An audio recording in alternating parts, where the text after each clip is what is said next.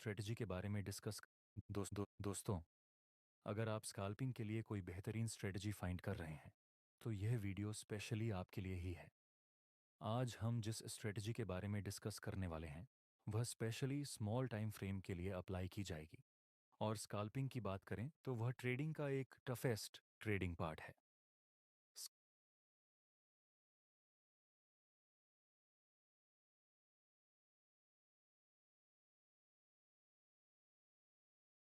Scalping में आपको बहुत ही क्विक डिसीजंस लेने पड़ते हैं, क्विक एनालिसिस करना पड़ता है और फुली डिसिप्लिन के साथ अपनी स्ट्रेटजी को एग्जीक्यूट करना पड़ता है। अगर हम ऐसी ट्रेडिंग स्टाइल सिलेक्ट कर रहे हैं जिसमें ऑलरेडी 90% ट्रेडर्स लॉस कर रहे हैं तो वहाँ हमें आलतू फालतू स्ट्रेटजी का यूज़ नहीं करना चाहिए।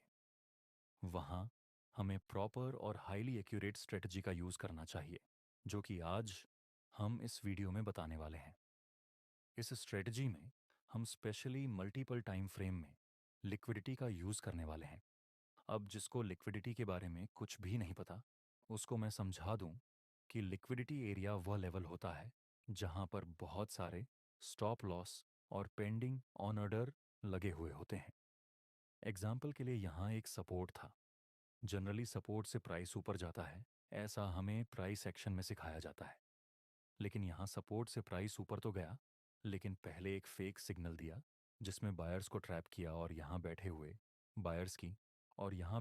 बायर्स की लिक्विडिटी स्वीप करके प्राइस ने अपनी रियल डायरेक्शन में मूव किया। तो इसी को हम लिक्विडिटी स्वीप कहते हैं और इसी कॉन्सेप्ट का यूज़ हम इस स्काल्पिंग स्ट्रेटजी में करेंगे।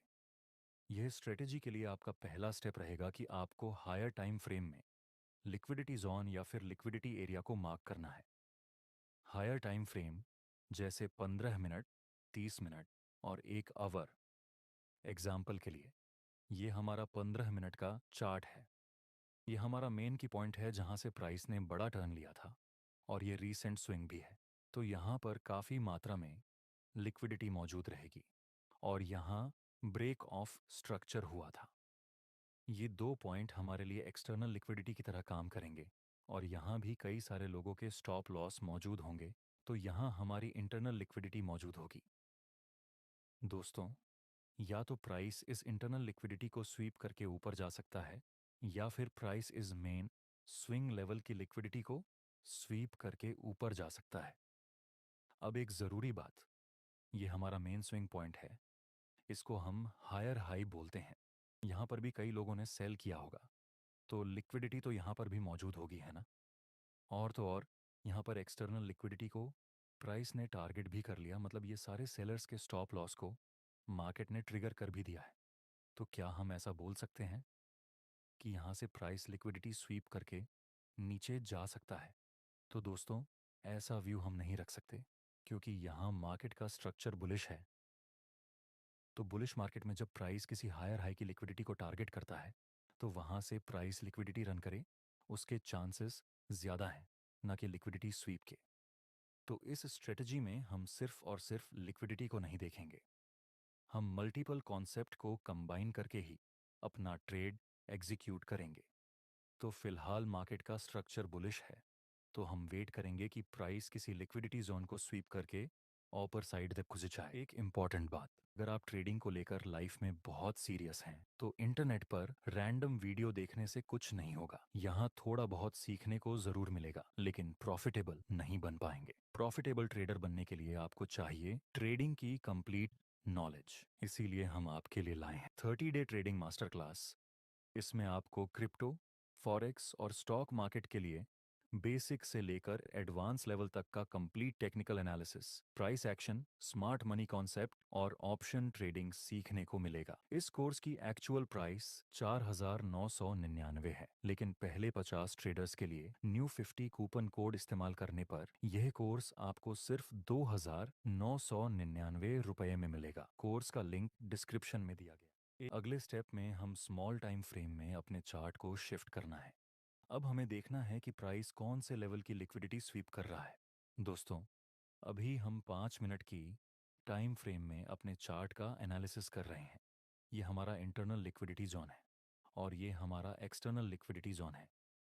नेक्स्ट हम देखें तो प्राइस ने इंटरनल लिक्विडिटी जोन को स्वीप किया।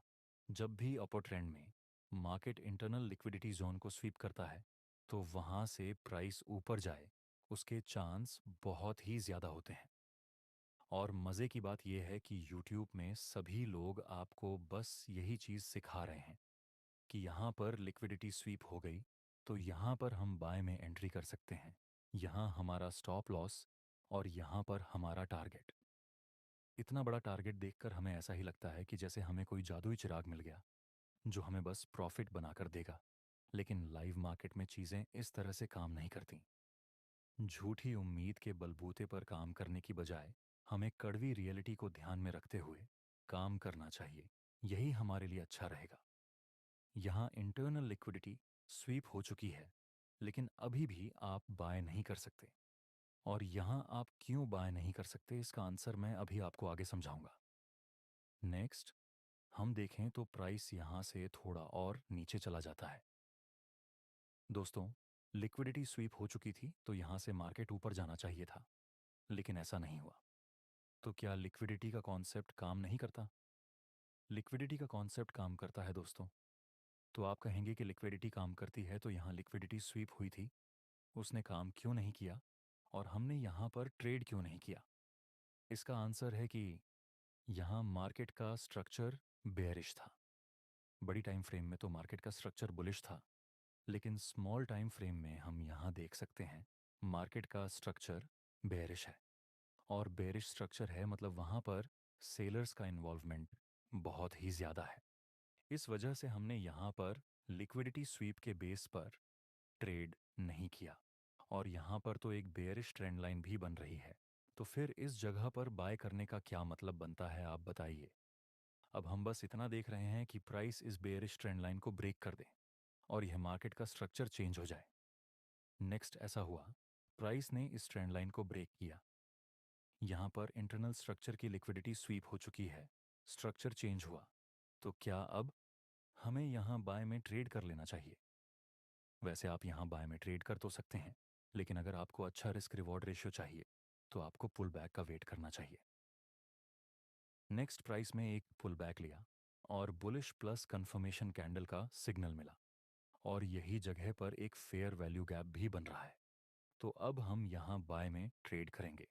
हमारा स्टॉप लॉस इस गैप से थोड़ा सा नीचे और टारगेट हम इस हाई तक रख सकते हैं। नेक्स्ट मार्केट में अपर साइड का मूव किया और दोस्तों हमारा टारगेट भी कंप्लीट हो चुका है। हमारा रिस्क रिवॉर्ड रेशियो 1:3 का बन रहा है, जो कि बहुत ही अच्छी बात है। हमने क्या किया, पहले स्टेप में हायर टाइम फ्रेम में एनालिसिस किया, वहाँ पर लिक्विडिटी जोन मार्क किया। फिर स्मॉल टाइम फ्रेम में हमने चार्ट को शिफ्ट किया और लिक्विडिटी स्वीप होने का वेट किया। लेकिन जैसे ही लिक्विडिटी स्वीप हुई हमने तुरंत एंट्री नहीं की। हमने वेट किया कि यह स्मॉल टाइम फ्रेम का स्ट्रक्चर चेंज हो जाए और फिर हमने इस फेयर वैल्यू गैप पर जैसे ही मार्केट ने टैप किया तो हमने तुरंत एंट्री नहीं ली। हमने वेट किया कि यहाँ पर हमें कोई बुलिश सिग्नल मिले। वैसे स्मार्ट मनी कॉन्सेप्ट के अनुसार आप यहीं पर भी ट्रेड कर सकते हैं जहाँ पर फेयर वैल्यू गैप बन रहा है। लेकिन हमारी सेफ्टी के लिए हमने वेट किया कि इस जगह पर कोई बुलिश कैंडल का सिग्नल मिले और हमने अच्छे खासे रिस्क रिवॉर्ड रेशियो के साथ अपना स्कैल्प कंप्लीट किया।